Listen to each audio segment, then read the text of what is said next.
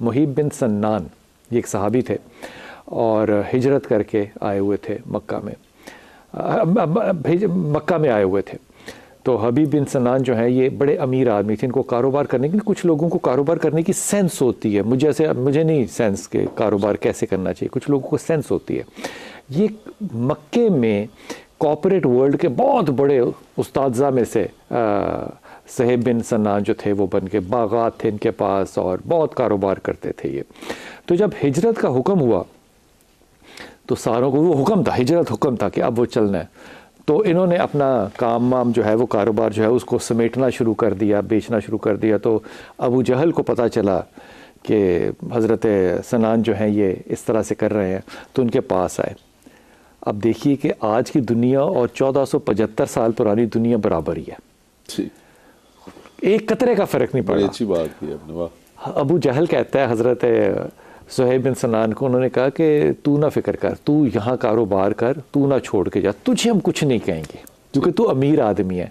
ये पता है क्यों कह रहे थे वो इसलिए कह रहे थे क्योंकि ये इन्वेस्टर थे। इन्वेस्टर को कोई अपने मुल्क से नहीं निकालता, चाहे उसके फूड से पॉइजन ही होता। उन्होंने कहा तू इधर ही रह, तो नहीं कोई बात नहीं है, तू इधर ही रह। बड़ा अबू जहल ने उसको मुसैब बिन सन्नान को कन्विंस किया। उन्होंने कहा नहीं भाई, मैंने तो मदीने हिजरत करनी है। अब दूसरा वार क्या हुआ, उन्होंने कहा कि अगर हिजरत करोगे तो ये सारा माल जो है हम तुम्हें बेचने नहीं देंगे, हम तुम्हारी सारी जो कारोबार है इसको अपना इंटरप्राइज बना लेंगे, हम ले लेंगे। तो उन्होंने कहा ठीक है, आप ये सोच सकते हैं। उन्होंने कहा ठीक है, तुम नहीं लेके जाने, मुझे ऊँट लदे हुए थे उनके। उन्होंने कहा ये ऊँट भी नहीं जा रहे, देखो। उन्होंने कहा ना जान दिया। उन्होंने कहा देखो बात सुनो, अभी थोड़ा सा इंतज़ार कर लो, उसके बाद फिर तुम कारोबार को शिफ्ट कर लेना। उन्होंने कहा जी मैं कारोबार करना ही नहीं, मैं कारोबार करना ही नहीं।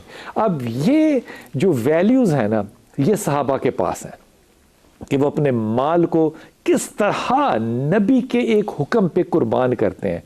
हमारे 2.5% देना पड़ेगा ना रमज़ान में, वैसे तो कभी भी आप दे सकते हैं। जानने जो है ना वो हलक में आ जाएंगी।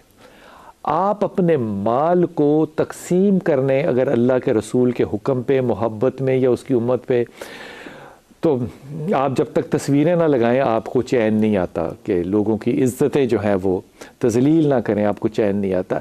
ये सहाबी, और मैं दूसरा सहाबी भी आपको एक बताऊंगा, हज़रत खुबाब थे। हज़रत खुबाब थे, ये बड़े गरीब आदमी थे, गरीब सहाबी थे। अब इन्होंने भी आके काम किया यहूदी के पास, तो इन्होंने पैसे उससे लेने थे, उसने पैसे नहीं दिए। जब ये हिजरत करने लगे ना, बात ज़रा लंबी हो गई, कॉलर अभी लेता हूँ मैं, माफ़ी चाहता हूँ, बात लंबी हो गई। हज़रत खुबाब को उसने पैसे नहीं दिए यहूदी ने। उसने कहा तूने अगर हिजरत करनी है ना और तुझे पैसे चाहिए तो तू कलमे से फिर जा। ठीक, अच्छा आपके पास गुर्बत इतनी थी कि सिर्फ एक कपड़ा आपने बांधा होता था और कुछ नहीं था आपके पास।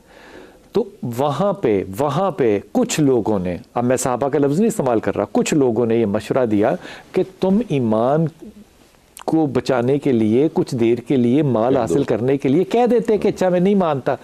उसने कहा मैं क्यों कह दूँ। उन्होंने कहा जी थोड़ी देर की तो बात थी। तो उन्होंने कहा थोड़ी देर में मर जाऊँ तो फिर कहाँ जाता।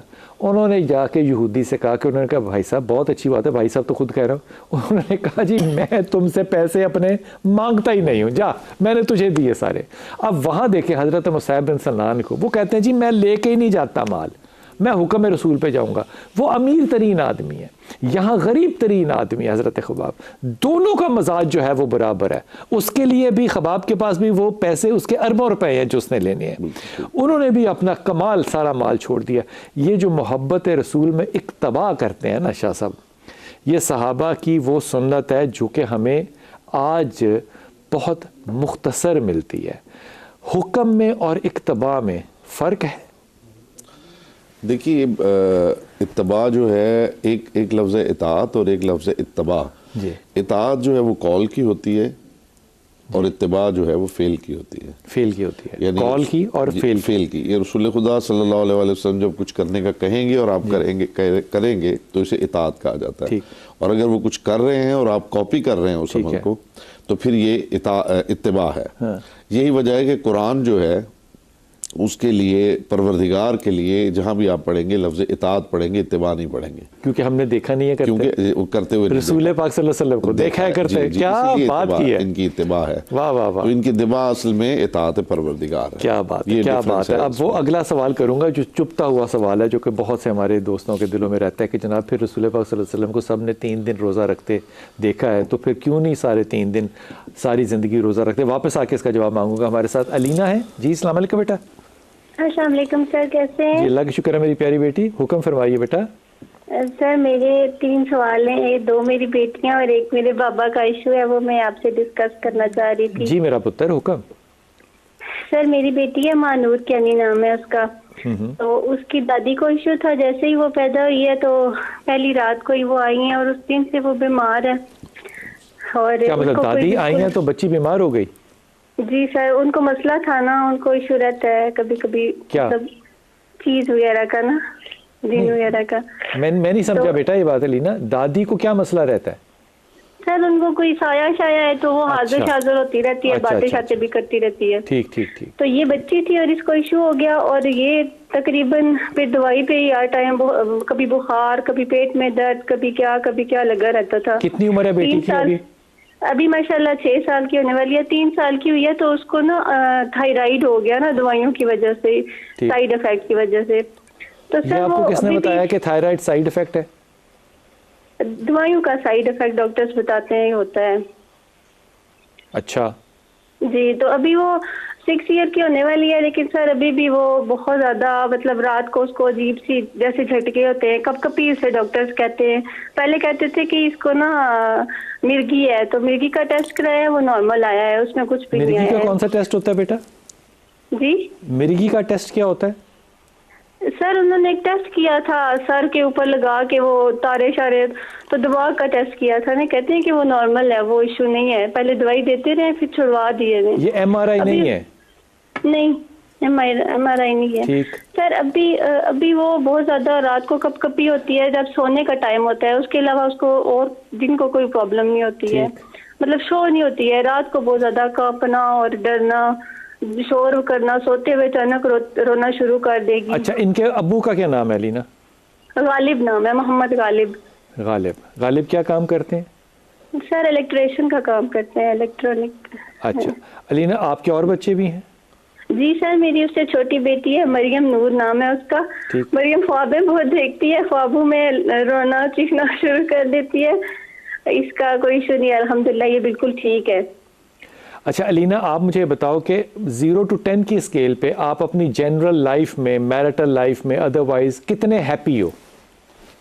सर कोई नहीं, 20% ही कर रहे हैं, 80% तो नहीं हूँ, क्योंकि बस वो बहुत सारे इश्यूज हो गए थे। जब मेरी शादी हुई, बाबा गाँव में ले गए, गाँव में ही मेरी शादी की उन्होंने ना अपने कजन के साथ ही। तो वहाँ पे कुछ प्रॉब्लम्स क्रिएट हो गई, इशू बन गए वहाँ पे बाबा के साथ। फिर कुछ गलत हुआ, उन लोगों ने इल्जाम लगा दिया मर्डर का। तो बाबा फिर वहाँ से आ गए, तो हम लोग भी वहाँ से आ गए। मेरे हस्बैंड अभी गाँव में होते हैं और मैं भी बाबा के पास ही होती हूँ, ये शहर में रहते हैं। तो आप नहीं, अपने गालिब के पास आप नहीं रहना चाहती है अभी? जी, आप गालिब के पास नहीं है? गालिब के पास नहीं हूँ, मैं अपने बाबा के पास रहती हूँ। कभी कभार जाना आना होता है, बच्चे जब बहुत ज्यादा करते हैं, बच्चियाँ बहुत ज्यादा उनके साथ करती हैं। कितनी तालीम है अलीना? जी सर। आपकी तालीम कितनी है बेटा? सर मेरी ग्रेजुएशन है, मैंने BA किया हुआ है, सिंपल। अच्छा अलीना, मैं तुम्हें एक बात जो बता रहा हूँ ना, समझाने के लिए कह रहा हूँ। पहली बात तो ये कि डॉक्टर अच्छे ढूंढो, ये कोई साइड इफ़ेक्ट नहीं है जिससे कि उसको हो जाए हार। दूसरी बात ये कि बिल्कुल ही निकम्मे लोगों के पास जा रही है। दूसरी बात ये कि दादों के ऊपर जो मर्जी असर हो, ये कोई बात नहीं है कि दादों आई थी तो उसको ये हो गया। तीसरी चीज़ ये, दोनों बच्चों के अंदर, दोनों बेटियों के अंदर, ये तुम अब मानो या आज से 20 साल बाद मानो, ये तुम्हारी मर्जी है। बच्चे हैं ट्रॉमा के शिकार, और इसको कहेंगे चाइल्डहुड ट्रॉमा। इस चाइल्डहुड ट्रॉमा में से बच्चे बाहर नहीं निकले अभी। और ये बुनियादी तौर पे जो मैंने आपसे पूछा था ना कि 0 to 10 की स्केल पे कितनी हैप्पी है, ये बुनियादी तौर पे अनहैप्पी मैरिजेस के बच्चे होते हैं। अब ये अंडर कॉन्फिडेंट हैं, इनसिक्योर हैं, अनहैप्पी मैरिज देख रहे हैं, अब्बा जान नहीं है। अब इसकी ज़िम्मेदार कौन है? दादो ना, या अम्मी या अब्बू? अब वो अपनी ज़िंदगी को अपनी खुशियों के मुताबिक गुजार लें, ज़रूर गुजारें। कौन दुनिया की ताकत रोक सकती है? आपके अपने हकूक़ हैं, और मौलाना तारिक जमील ने तो कह दिया कि आपको अलग रहने का भी हक़ है, आप ज़रूर रहिए, लेकिन नतीजा ये बच्चियाँ जो है इसी तरह निकलेगा। ये ट्रॉमा में से ज़िंदगी में कभी बाहर नहीं बच्चा निकल सकता, ये कैरी ऑन करता है सारी ज़िंदगी।